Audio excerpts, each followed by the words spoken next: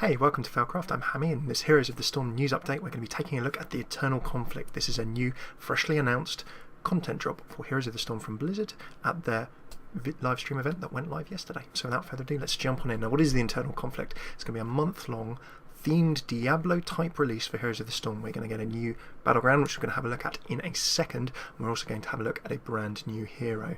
So how's this going to be working? Well, Blizzard have given a few details, quick roundup from sites such as Heroes Nexus, Polygon, and a few others. We'll drop a few of those facts in, credit them at the end, but also have a look at both the Battleground and hero in some more detail.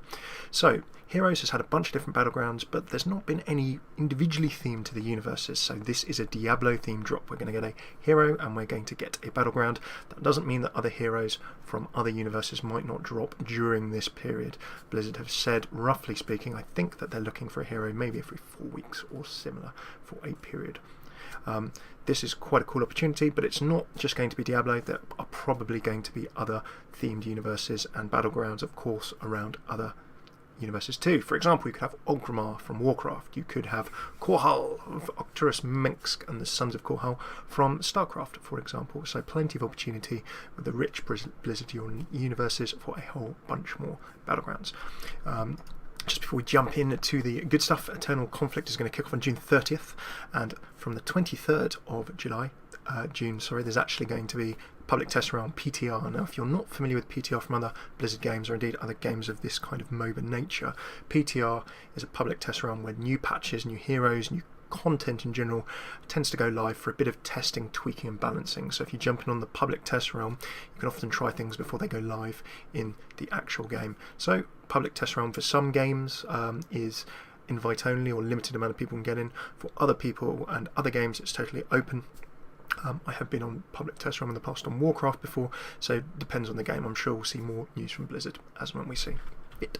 So without further ado, let's jump on into the first bit and talk a bit about the new Battleground, and this is called the Battlefield of Eternity. So without further ado, let's jump into this little walkway. This is modelled, as you can see, after the High Heavens in Diablo 3. Now the High Heavens, I think, is Act 4, and you basically have without giving away the Diablo plot, you're going to go and sort out heaven, save the angels. As you can see here, half of heaven is very much angelic and sordid.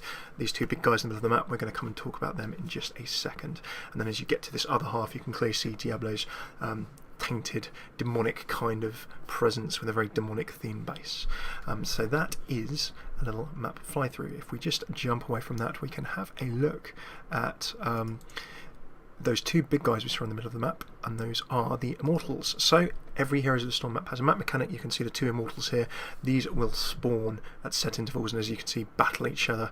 You've got your very much Diablo, hellish looking demonic Immortal there. You can see, I believe, the Butcher, and I think that's Joanna getting stuck into fighting that nice demonic one from the demon side of the map. And then in casting in from the lighter side of the map, you can see our very much angel, seraphim, angelic inspired Immortal there. So these spawn at regular intervals, they will battle each other, and then basically, as you can see here, it gives you a little bit of a decision to make as we just jump into some concept art. With those two Immortals, you can either go and kill your enemy's Immortal, you can defend your own Immortal and push forward. We saw in that video, obviously, the Immortals. I'll just trigger it again while we're talking. We can see the Immortals getting really stuck into the base. You can, of course, try and use the opportunity while the other team is distracted to get into a team fight and start knocking your enemy team around a little bit, or perhaps even support your team and push forward in other lanes. Take the risk, leave the Immortal alone, and then go and push other lanes where maybe your enemy, the opposing team, isn't focusing. So it will give a few different tactical options. One of the things with this battlefield is that it's a 2-lane battlefield, so it's going to be a little bit smaller, a little bit more compact. There's going to be plenty of opportunities for very big brawls, and then of course in a smaller map with these two big characters in the middle of the field, we're going to see a bunch of tight fighting, and it'll be interesting to see how tactics evolve around that. A big choke point in the middle, everyone rushing to the middle, big skirmishes when those Immortals spawn. Polygon sort of noted a bit about a few quotes. The map objectives sometimes bring people together and have a team fight, but really this is a pivot, but there's a lot of different things you can do. As we mentioned, you can be jumping between pushing lanes, you can be jumping between the Immortals and other such things. So that is the new Battleground. One very thing I saw that was very cool, I'll have to give credit to someone on Twitter who took a screen grab of the stream that we'll have a look at, is that when you kill the enemy base, Diablo 3 style or traditional Diablo style loot and gold spills forth from the base in a big way. the very loot style orientated game that Diablo is. So a nice little reference for you Diablo fans. So that is the Battlefield of Eternity. That's going to be the new map that's releasing with this patch June 30th. Right, so you want to see the new hero. Let's get stuck in, and if this transitions, well, I'm going to do my thing properly. Is this going to jump into the right place? I'm looking for a little bit of scene 6. We can do this. Oh, the suspense, there we go, there is. So he is the Butcher. So this is going to be the new hero for Heroes of the Storm. Now the Butcher is probably familiar to some of you who have been in Diablo before. He was very much in Diablo 1 as a little act boss, and he is also in Diablo 3 as an act boss. Now, known for his catchphrase, when you start battling him, he gets stuck in and shouts out "fresh meat," and obviously his big butcher's cleaver there is probably a bit of a clue as to what he does. Now in Diablo, he very much jumped in. He has area fire abilities, he charges through fire, he can drag in and sort of pull in players who have got a little bit too far away from him. Regardless of the fire and flaming tiles on the floor that are created, he can just stomp through that. Doesn't matter where he's fighting. If you don't kill him quick enough, he has a rage timer and gets a lot more strong, and then also charges people, charges the walls, causes general chaos. So that is the Butcher.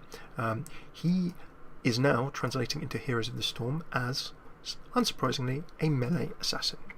So what the Butcher is going to be doing is really much doing damage. Now, if you're new to Heroes of the Storm, melee, well, you can see he's fighting in melee range with his weaponry. Assassin, a damage dealer. But traditionally, assassins tend to be not too tanky. Assassins can do a good amount of damage, but they're going to suffer a bit.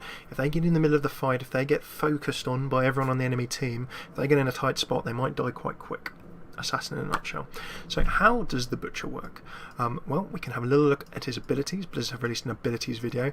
I'm going to quickly describe through these, and thanks very much to heroesnexus.com. They've got a fantastic article. They were at a press event and they managed to take a look at these abilities. So these, I believe, were from the character screen rather than actually in the game.